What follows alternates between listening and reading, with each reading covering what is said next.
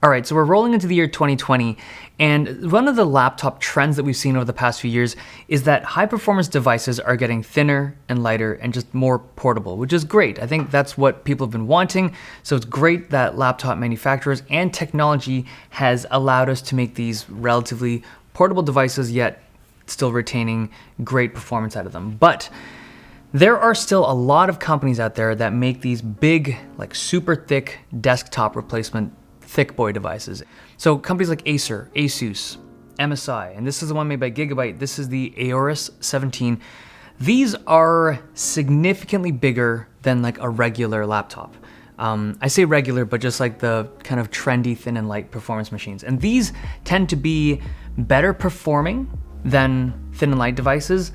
But I was sent this like a month ago, and every time I ran a benchmark and just kind of tested it out, I always felt like, yes, it was better, but is it really worth it? Like, does the extra weight and size actually provide a better experience than something that isn't so big and heavy? And that's what this video is about.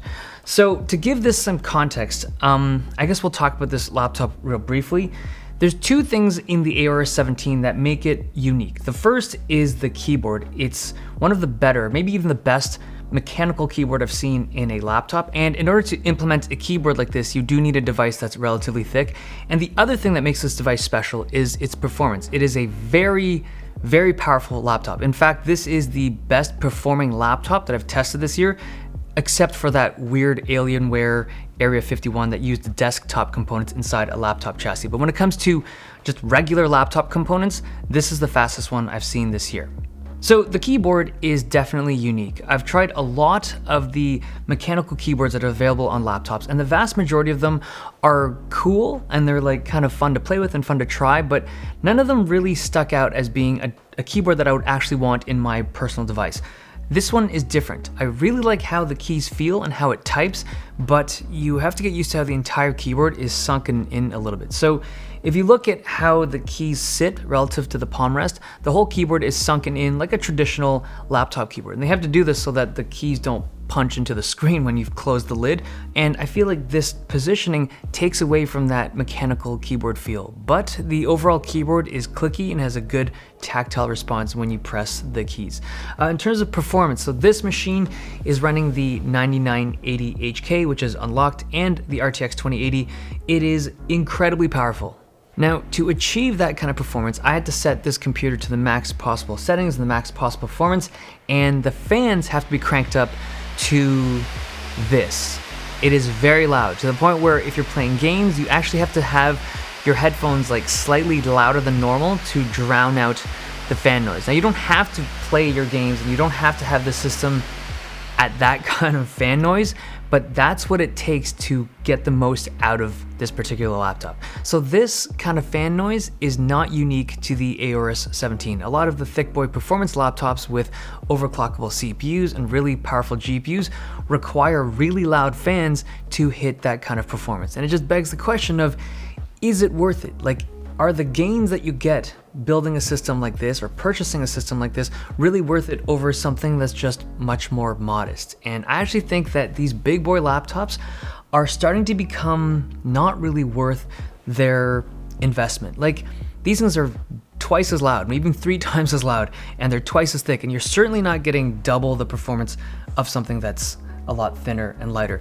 Manufacturers are getting better at cooling thin and light laptops properly, and some companies are even undervolting their CPUs right out of the factory, so you just get better temperatures from day one. And it's just the idea of a big, thick laptop it's become less appealing to me over the years. The gains that you get from this are not as prominent as they used to be. Now, you do get a way better port selection. So you're getting 3 USB-Cs, Ethernet, an SD card slot. You're just getting all the ports, but it comes at a pretty significant weight increase over something like this. Now, I know a lot of my audience are interested in these bigger and more powerful devices, and it's obviously not for me, but for the people that do have a preference for these bigger, heavier machines, what is it that you do with it? Like, I'm so interested to know what it is that you guys are drawn to in these more powerful machines.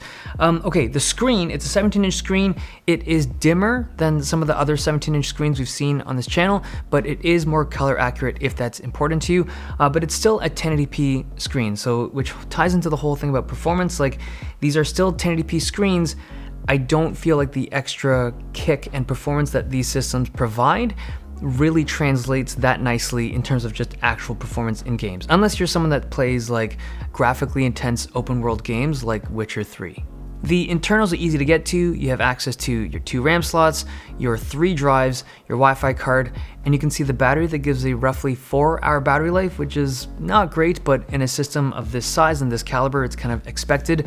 But overall, this system is very powerful. It is literally the most powerful laptop-based device that I've had on my channel this year, but it is quite heavy and very loud when you're trying to get the best possible performance. Also, it requires 2 AC adapters to achieve that best performance. You can run this system off of 1 AC adapter, but it doesn't clock nearly as high, so you have to adopt the double adapter life.